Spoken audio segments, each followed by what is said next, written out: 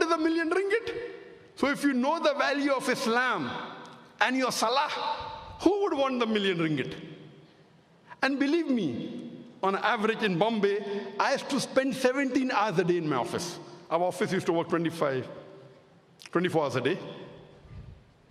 24 hours a day. I used to spend about 17 hours a day. During the holidays, maybe 2 days a month, I used to do personal business. Maybe less than 3 weeks a year. Profit? Millions of dollars. Barakah. So why should I ask for money for giving lecture? Allah is giving it directly. Millions of dollars multiplied by 4 in ringgit. For working hardly 2-3 weeks a year. You invest and Allah gives you. The best investment is with Allah. I'm telling you this not to show off, to tell you that this person standing in front of you was a stammerer, couldn't have dreamt of speaking in front of 25 people. Hadha min fazli Rabbi, by the niyama of Allah. MashaAllah, Facebook, 17.4 million. You know, this doesn't carry any value. But if you're looking at worldly things, most of the Muslims think daim is miskin. Here you have an example in front of you because of the grace of Allah standing in front of you. MashaAllah. Followers are millions, even enemies are large, MashaAllah. So much so that today, most of the countries are after me, majority. You know, in India, about 2 years and 4 months back, in November 2016, they banned the organization. I'll come to my organization afterwards. And the present Prime Minister, the Narendra Modi, I would like to thank him. He's the Prime Minister now, elections are going on. After 1.5 months, whether he remains or not, Allahu Alam. Allahu Alam. Maybe, may not be, I don't know. But presently, he's the Prime Minister. The government is so much against me, they spend tens of millions of dollars to propagate against me on the television channels, in the newspaper, that Zakir is a terrorist. He's promoting terrorism. And you could not find hate speech. Then they say money laundering.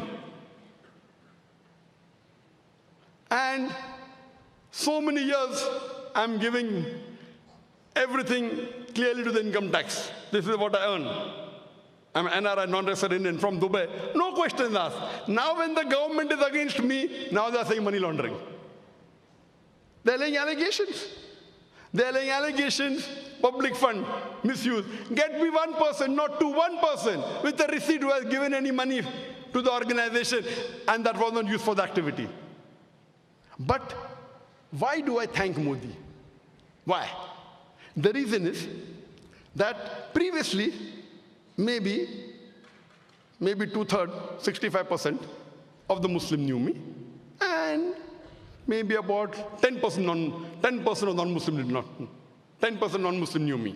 Now, after spending millions of dollars in propaganda against me through television channels for his vote bank, today, mashallah, more than 90% of the Muslims in India know me, and more than 2/3 of the non-Muslims know me.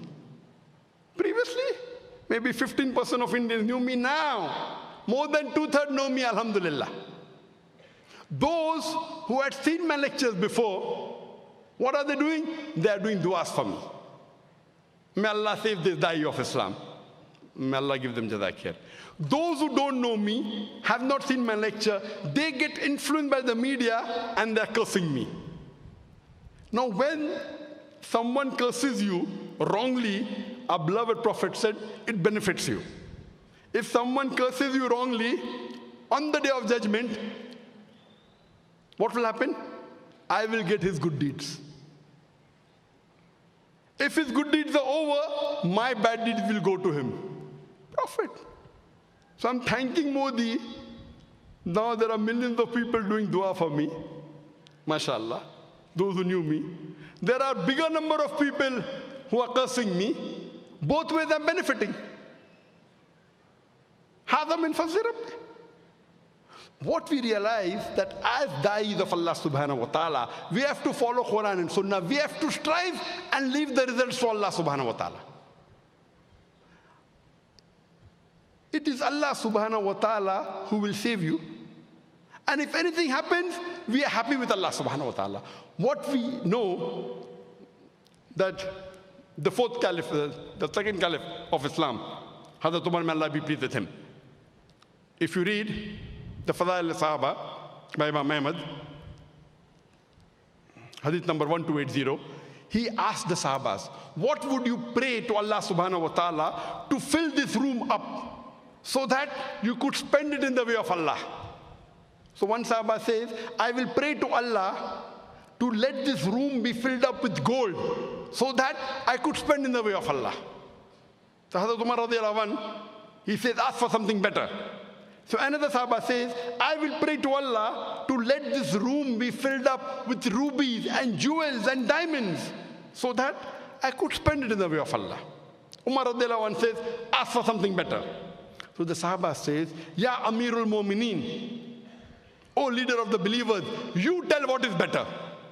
So he replies, I will pray to Allah subhanahu wa ta'ala to let this room be filled up with Abu Ubaidah bin Jarrah, Muad bin Jabal, Hudayfa bin Yaman, the great da'is, so that I could send them to spread the message of Allah. See the hikmah of Umar radiallahu anhu. He doesn't ask for gold. He doesn't ask for diamonds and jewels. He asks for manpower, professionals.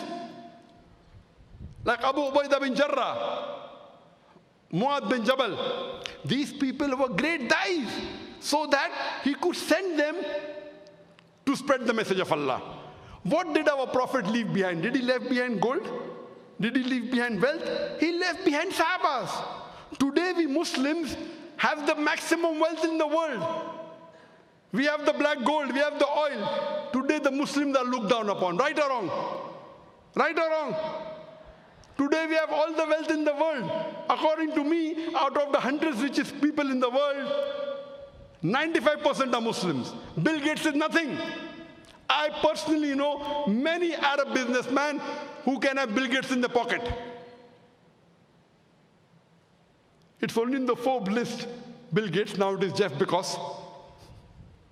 There are many Muslims, multiple times richer than Bill Gates and Jeff Bezos. We have the money, but today we Muslims are looked down upon. Why? At that time, the Sahabas were there. We spread the deen. We were the most powerful people in the world. The Muslims were the torchbearers because we were close to Quran and Sunnah. Today, we are looked down upon because we have gone away from Quran and Sunnah.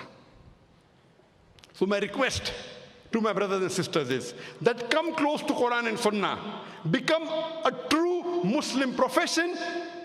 Become a true Muslim professional, and inshallah you will conquer the world. I would like to end my speech with the quotation of the glorious Quran from Surah Fussilat, chapter number 41, verse number 33, where Allah says, وَمَنْ أَحْسَنُ قَوْلًا مِمَّنْ دَعَا إِلَى اللَّهِ وَعَمِلَ صَالِحًا قَالَ إِنَّنِي مِنَ الْمُسْلِمِينَ. Who is better in speech than one who invites to the work of the Lord? And he says that I am a Muslim. وَآخِرُ دَعْوَانَ الْحَمْدُ لِلَّهِ رَبِّ الْعَالَمِينَ.